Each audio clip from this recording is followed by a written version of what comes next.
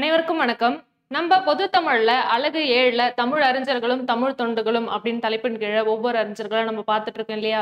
இன்னைக்கோட நம்ம கடைசி இன்னும் இருக்கிற ஒரு 4-5 அறிஞர்கள் தான். இதோட நம்ம அழகு 7 இருக்கிறதுல எல்லாத்தையுமே முடிச்சிடலாம். அப்படின்னா இன்னைக்கு நம்ம ஃபர்ஸ்ட் பார்க்க போற அறிஞர் யாருன்னு சொல்லி பார்க்கும்போது கீவா ஜெகநாதன். யாரை பார்க்குறோம்? கீவா ஜெகநாதன். நம்ம ஆல்ரெடி நிறைய அறிஞர்களை பார்த்துருக்கோம் இல்லையா?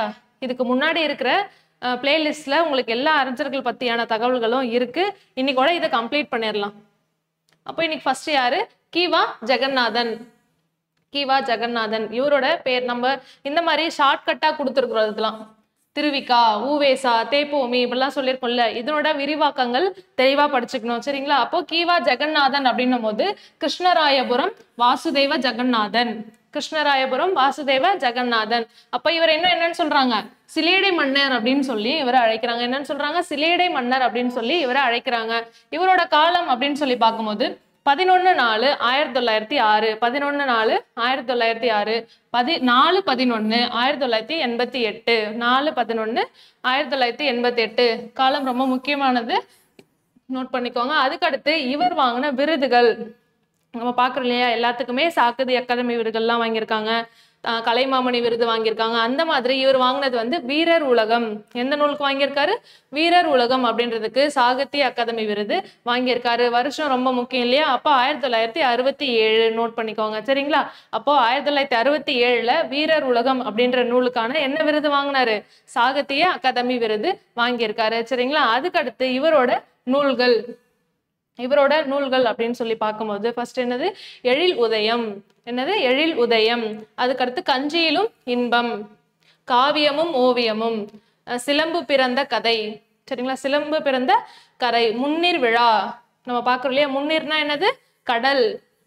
முன்னீர்னா என்ன? கடல் அப்படின்னு சொல்லியிருக்கு இல்லையா? உங்களுக்கு சொல்லும் பொருளும் அப்படின்ற தலைப்பின் கீழே கேட்கறதுக்கு வாய்ப்பு இருக்கு. அப்போ முன்னீர் விழா. அப்போ நம்ம வீரர் உலகம் பார்த்துருக்கோம். இதெல்லாம் தான் இவரோட நூல்கள். ரொம்ப முக்கியமானது வீரர். இதுதான் ஒரு சாகித்ய அகாதமி விருது வாங்கினதுனால இது ரொம்ப முக்கியமான நூல். மற்றதையும் நீங்க படிச்சுக்கோங்க. எழில் உதயம், கஞ்சியிலும் இன்பம், காவியமும் ஓவியமும், சிலம்பு பிறந்த கதை, முன்னீர் விழா. சரிங்களா? அப்போ இவரோட இதழ் அப்படின்னு பார்க்கும்போது கலைமகள். இவரோட இதழ் என்னது? கலைமகள். இன்னொன்னு என்னன்னா இவரோட சிறுகதை நூல் ஒண்ணு இருக்கு.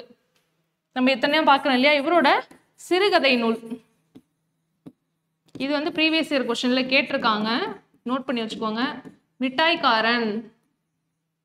என்னது? மிட்டாய்க்காரன். சிறுகதை நூல் மிட்டாய்க்காரன். சாகித்ய அகாதமி வாங்கின நூல் வீரர் உலகம். இதுல தெளிவா இருந்துக்கோங்க. அதுக்கப்புறம் இவரோட சிறப்பு பெயர்கள் இருக்கு இல்லையா? இப்போ இவர் ஃபர்ஸ்ட் என்னன்னு சொல்றாங்க? வாசீக கலாநிதி. வாசீக கலாநிதி. வாசீக கலாநிதி அப்படின்றதுக்கான பொருள் என்ன? சிறந்த பேச்சாளர். சிறந்த பேச்சாளர். நான் எல்லாமே உங்களுக்கு பிபிடிலேயே கொடுத்துருக்கேன். எழுதும் போது உங்களுக்கு சரியா புரியாம இருக்கலாம், அதனால நான் இதையும் இதுலயே கொடுத்துட்டேன். சரிங்களா? அப்போ சிறந்த பேச்சாளர். அதுக்கடுத்து இவர் என்ன சொல்றாங்க? செந்தமிழ் செல்வர். செந்தமிழ் செல்வர். நோட் பண்ணி வச்சுக்கோங்க. அதுக்கடுத்து இவர் இதழனார் அப்படின்னு சொல்றாங்க. தமிழ் பெரும் புலவர். இன்னொன்னு என்னது? தமிழ் பெரும் புலவர். அதுக்கப்புறம் திருநெறி தவமணி. திருநெறி தவமணி அப்படின்னு சொல்றாங்க. அதுக்கப்புறம் சொல்லின் செல்வர். நம்ம இன்னும் ஒருத்தரையும் பார்த்திருக்கோம். சொல்லின் செல்வர் யாரு? ராபி சேது பிள்ளை. பார்த்திருக்கோம் இல்லையா? ராபி சேது பிள்ளை. அப்போ ஆப்ஷன் பார்த்துட்டு நீங்க ஆன்சர் பண்ணுங்க. ஃபர்ஸ்ட் ப்ரியாரிட்டிக்கு ராபி சேது பிள்ளைக்கு கொடுங்க. அவர் இல்லாத பட்சத்தில் சொல்லின் செல்வர் யாரு கொடுக்கணும்? கீவா ஜெகநாதன். சரிங்களா? அதுக்கடுத்து இது மட்டும் இல்லாம இவர் நாட்டுப்புற வேளாளர் அப்படின்னு சொல்றாங்க. என்னன்னு சொல்றாங்க? நாட்டுப்புற வேளாளர் அப்படின்னு சொல்றாங்க. அதுக்கடுத்து வித்துவான் பட்டம் வாங்கியிருக்காரு. இவர் என்ன பட்டம் வாங்கியிருக்காரு? வித்துவான் பட்டம். எப்போ? 1933ல. எப்போ வாங்கியிருக்காரு? 1933ல வித்துவான் பட்டம் வாங்கியிருக்காரு. சரிங்களா? அதுக்கடுத்து இவரோடது நாடோடி இலக்கியம், மலையருவி, அப்பர் தேவாராமது அப்படின்னு சொல்லிட்டு இவரோட உரைநடை நூல்கள் இருக்கு. என்னென்ன நூல்கள்? நாடோடி இலக்கியம், மலையருவி, அப்பர் தேவாராமது.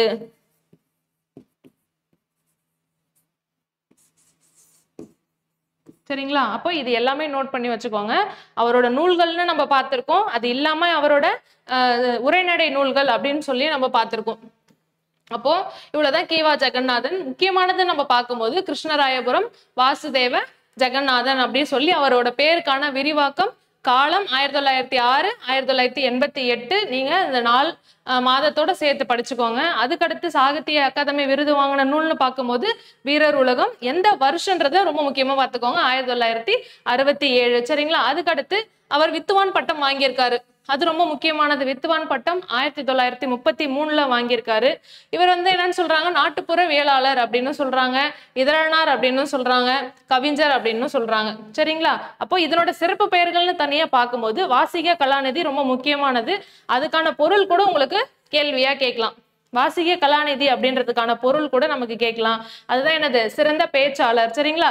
அதுக்கடுத்து செந்தமிழ் செல்வர்னு சொல்றாங்க, தமிழ் பெரும் புலவர், திருநெறி தவமணி, சொல்லின் செல்வர் அப்படின்னு சொல்றாங்க. அப்ப இதனோட சிறப்பு பெயர்கள் எல்லாத்தையும் படிச்சுக்கோங்க. உரைநடை நூல்கள்னு கேட்கும் போது நாடோடி இலக்கியம், அப்பர் தேவார அமுது, தமிழழவி. சரிங்களா? அப்ப இவ்வளவுதான் கீவா ஜெகநாதன்.